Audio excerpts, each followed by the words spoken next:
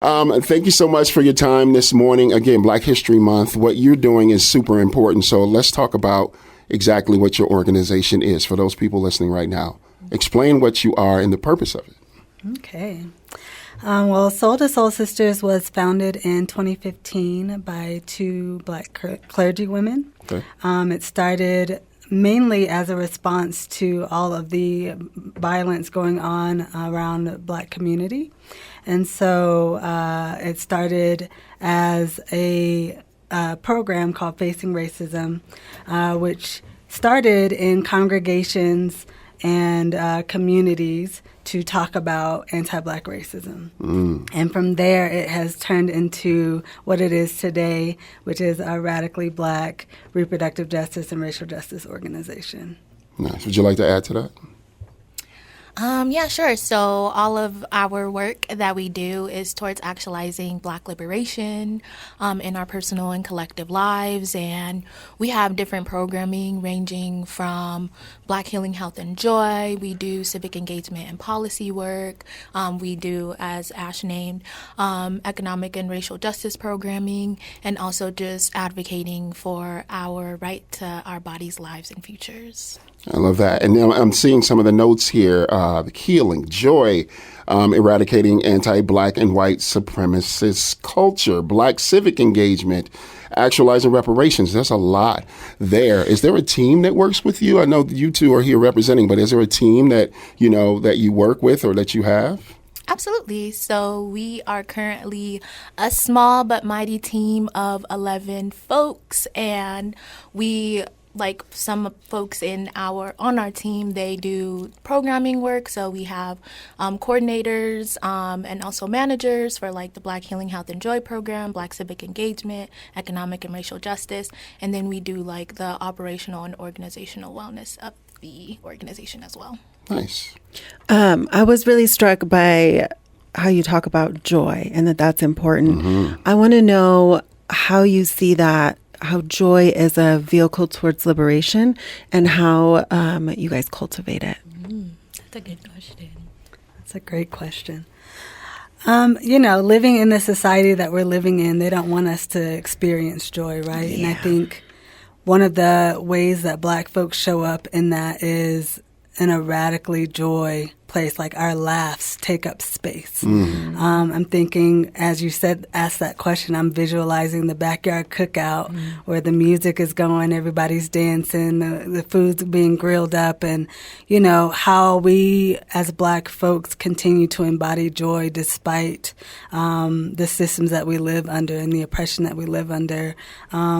Because we know that joy is what saves us. Mm-hmm. And being able to access that and not letting anybody take our joy is the beacon of light.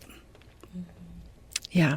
And joy, I think, is what keeps us going. And so, like, in times like these, I feel like sometimes the point is to make us stop, right? Mm-hmm. So, yeah, I love that. And so what are some of the programs that you work on besides civic engagement, like, that help cultivate joy or things like this in the community? We have our Black Healing, Health, and Joy program, which does monthly containers for individual and communal care and healing, where we hire in Black facilitators to come in and hold a workshop space for community. And those workshops can range from Black Girl Recess to yoga to dance and movement. And so every month it's a different focus. But to come together in shared space with Black women, femmes, and gender expansive folks to be in an experience together and literally just be, where we can sit down our armor, be in joy, be cared for, be held in a space together is amazing. It's beautiful. I'm looking on the website, and we'll give that information towards the end here so people can go visit the website. But under the Our Story part, I'm seeing this. It says, we disrupt anti-Black narratives and shift the collective mindset of Blackness and Black humanity. I think that is so important, not just during, Black History Month, but every day that you understand that disrupt the Black narratives. Talk about the Black narrative, especially for Black women, right? This narrative that, like you said earlier, we're loud, or, you're loud in your space, your laugh that you take up and all of that. But disrupting that narrative, how important is that to the mission, and that people understand it? And even if they don't understand it, it's still the mission. Absolutely. I think that's a really, really great question. And I love our story program. That is my baby for sure. So I think that in thinking about just narratives overall, I feel like narratives feed systems. The reason why the reasons why systems of oppression are able to be maintained is due to the narratives that exist. And there are a lot of just negative narratives around Blackness and also Black women. And so I think it's important for us to be able to cultivate stories that are joy-centered, as Ash was talking about, to see us in joy, to see us in love, to see us alive and thriving, because it is very much so a form of resistance. And unfortunately, when it comes to just the culture, oftentimes stories of our trauma, of our despair are centered, and it just doesn't tell the fullness of who we are. It doesn't really show like the humanity of who we are. And so we believe that it's very important for us to be able to uplift and center stories from us, by us, to be able to essentially like move and shift narratives in order to change systems that exist. That's beautiful. Ash, would you like to add to that? I just got snaps on that one. Yeah, snaps. Let's snap. For sure. Can you talk a little bit about why it's so important to have not just a women-centered space, but for Black women specifically, that it's not related to men or other people of color, why that matters so much? It matters because Black women specifically are the ones that hold the spaces. They're the ones that do the caring. They're the ones that carry families, communities, movements on our backs, right? And so to center Black women, Black femmes in this work is to push against that conditioning, of like, we always have to be the ones to carry. And so to be able to cultivate space where Black women are held and cared for, like I was saying earlier, our monthly gathering, sometimes that's the only time that Black women can come into a space and be cared for and not have to be the doing. And so that's why we honor and hold that space, because so many come in and we're tired. We're tired. And we come in and we're able to be held and sit it down for just those 2 hours and get filled up so that we can pick it back up on our way out, right? And so that monthly touch point is a space where you could just sit it all down and be and play and, connect and build relationships with your community.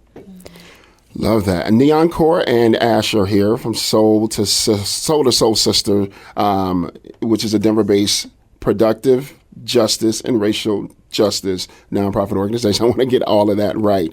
I'm looking at some of the resources that you address: housing, transportation, childcare, food access, physical health, social well-being, and mental health. We are advocates for mental health.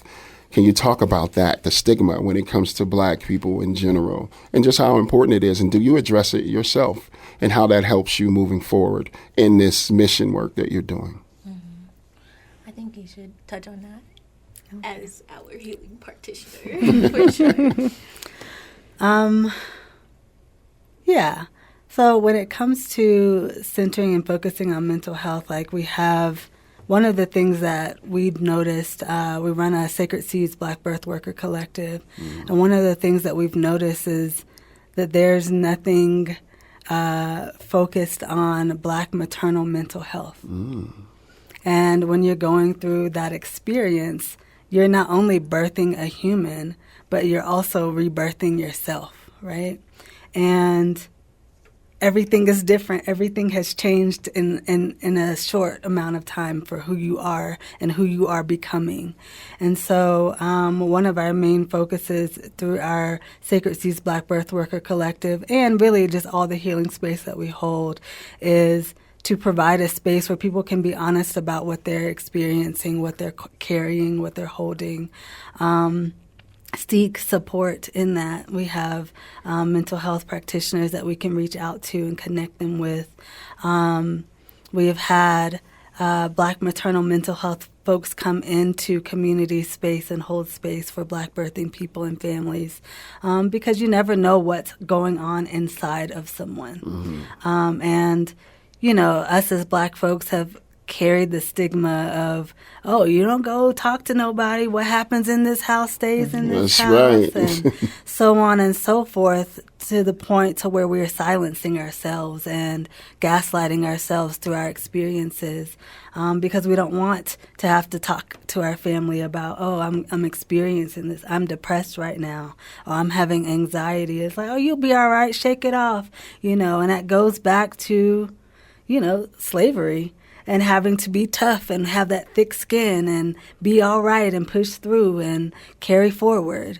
And so, yeah, go to therapy. That's right. Find somebody to talk to. It's okay to create space for yourself and have space held for you to just talk about the things that you're holding and navigating.